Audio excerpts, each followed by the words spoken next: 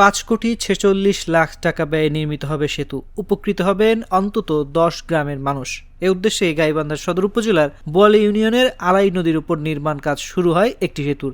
শুষ্ক মৌসুমে নির্মাণাধীন এই সেতুর বিকল্প রাস্তায় এলাকাবাসী চলাচল করতে পারলেও বর্ষার শুরুতেই দেখা দিয়েছে দুর্ভোগ। টানা বৃষ্টি ও উজানের ঢলে আলাই নদীর উপর নির্মাণ করা বিকল্প রাস্তাটিও ভেঙে গেছে।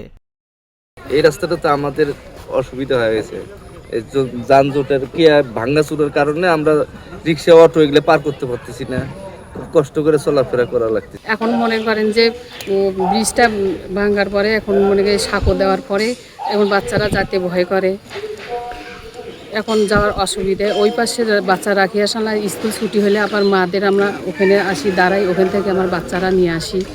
ঝুঁকি নিয়ে বাঁশের সাঁকোয় নদী পারাপার হতে হচ্ছে এসব গ্রামের মানুষকে। আবার বন্যায় সেই বিকল্প রাস্তাও তলিয়ে যেতে পারে বলে আশঙ্কা করছেন স্থানীয়রা। স্থানীয় সরকার প্রকৌশল অধিদপ্তরের গাইবান্ধা কার্যালয় সূত্র বলছে, সদর ও ফুলছড়ি উপজেলার বুড়াইল বানিয়াজান বিলের ওপর লোহাচড়া ব্রিজটি দীর্ঘদিনের পুরনো হওয়ায় ঝুঁকিপূর্ণ হয়ে পড়ে। ফলে সদরের সঙ্গে থানসিংহপুর, কয়ার ছয়ঘুরিয়া, কয়ারপাড়া, চৌডাঙ্গি ও ফুলছড়ি উপজেলার বুড়াইল সহ অন্তত 10টি গ্রামের মানুষের যাতায়াতের জন্য সেতু নির্মাণের উদ্যোগ নেয় এলজিইডি।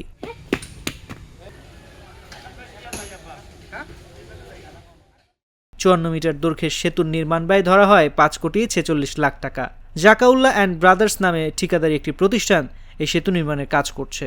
সরেজমিনে দেখা গেছে, সদর উপজেলার বোয়ালি ইউনিয়নের লোহাচড়া এলাকায় একটি সেতু নির্মাণের কাজ শুরু হয়েছে, তবে বর্তমানে কাজ বন্ধ রয়েছে। এই নির্মাণাধীন সেতুর পাশে একটি বিকল্প রাস্তা তৈরি করে দেওয়া হয় সাধারণ মানুষের চলাচলের জন্য। আগে রিক্সা দিয়ে যেতাম, এখন আর যাবই না, ব্রিজ দিয়ে যেতাম। সুযোগ সুবিধা ছিল, এপারে অটো রিক্সা পাওয়া গেছে, ওপারে যা পাওয়া গেছে, মোটর সাইকেলে করে বাচ্চারা স্কুলে যাতায়াত করছে। এখন এটা খুব সমস্যা, রিক্সা পাওয়া যাচ্ছে না, বাচ্চারা পারাপার হতেও ভয় করে। পরে স্থানীয়রা নিজ উদ্যোগে চলাচলের জন্য বাঁশের সাঁকো তৈরি করেন। এটি তাদের একমাত্র ভরসা। এখন জীবনের ঝুঁকি নিয়ে এই সাঁকো দিয়ে পারাপার হচ্ছে শিক্ষার্থী সহ অন্যান্যরা।